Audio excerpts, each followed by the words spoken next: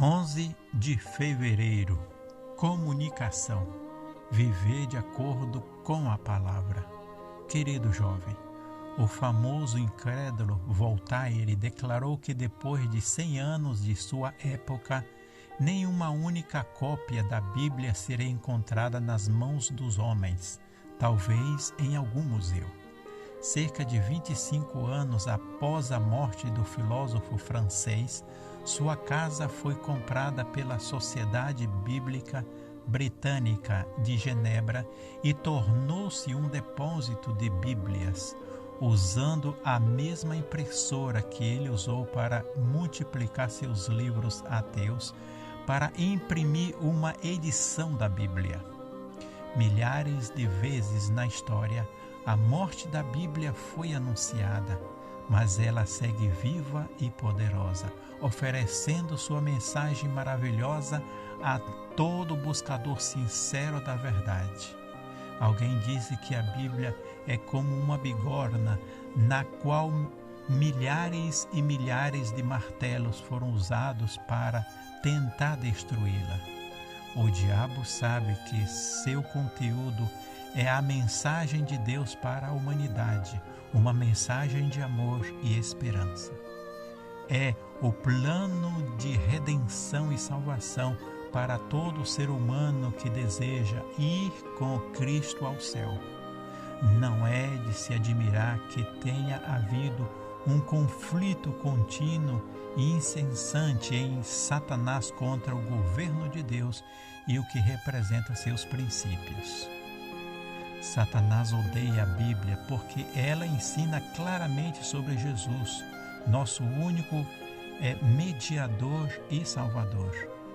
Nos fala sobre o anjo de luz que decidiu se rebelar contra Deus.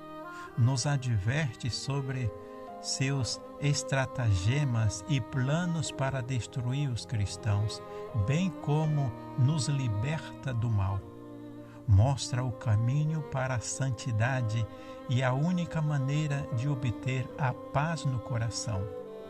Durante anos, o diabo tentou esconder a Bíblia, destruí-la, proibi-la, mas ela ainda é vigente e acessível. É algo paradoxal que durante o tempo da Santa Inquisição na Europa, aqueles que foram surpreendidos com uma cópia das Escrituras foram castigados até mesmo com a morte. No século XIX, era ilegal em alguns países europeus possuir uma Bíblia. Na época do famoso reformador Lutero, ter acesso à Bíblia era muito complicado. Ele próprio não o possuía e o que sabia era por referência de outros. Um dia, enquanto examinava uns livros em uma biblioteca, Lutero encontrou uma Bíblia em latim.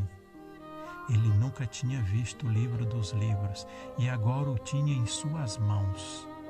Leu tremulamente suas páginas.